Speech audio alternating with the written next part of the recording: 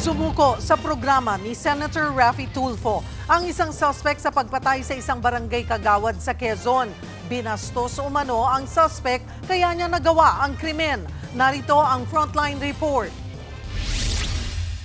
Duguan, may mga saksak at taga sa katawan, at wala ng buhay. Ganyan nadatna ng mga otoridad ang kagawad na si Alvin Sanchez sa barangay Bulakin sa Dolores, Quezon. Suspect sa krimen, ang kainuman niyang si Aldwin Ortega.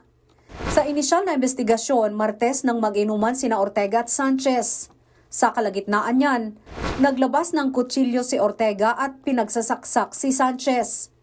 Nakatakbo pa ang kagawad pero hinabol siya at muling pinagtataga gamit ang jungle bolo ng suspect hanggang sa mapatay. Matapos ang krimen ay nagtago si Ortega. Pero kanina, humarap siya sa programang Wanted sa radyo ni Senator Raffy Tulfo para sumuko. Kasama pa ng suspect ang kanyang ina. Inamin ni Ortega ang krimen at inilahad niya ang dahilan kung bakit niya raw napatay ang kagawad. Bakit niyo po pinatay si kagawad? Kasi po hinalik-halikan po ako noon, tas gusto po makipagtalik. Eh hindi ko naman po gusto yung ganun. Ako yung sa dalaw ng kalasingan ko po. Okay. Nagawa ko po yun. Naging emosyonal ang ina ni Aldwin sa desisyon ng anak. Nahawa po ako sa kanya kasi po kabata-bata pa po tapos meron po siyang anak na baby pa po. Ay mawawalan po siya ng trabaho at makukulong. Wala po susuporta kundi kami lang magtutulungan po. Napakabata pa po niya. Napatigil na nga po ng pag-aaral yung dalawa kasi po namatay din po yung aking asawa. Kumbaga po, sariwa pa po. January 23 po namatay.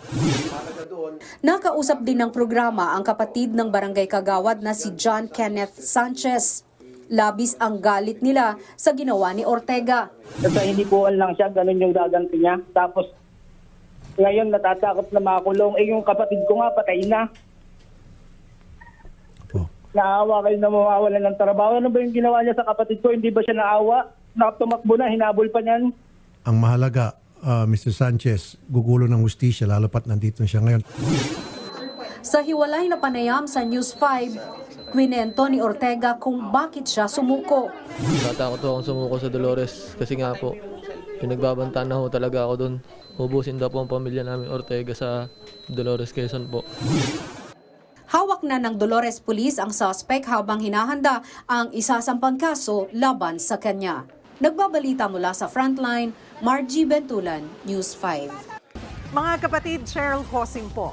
Maging maalam at may pakialam sa mga napapanahong issue at headlines. Mag-follow at mag-subscribe na sa social media pages ng News 5.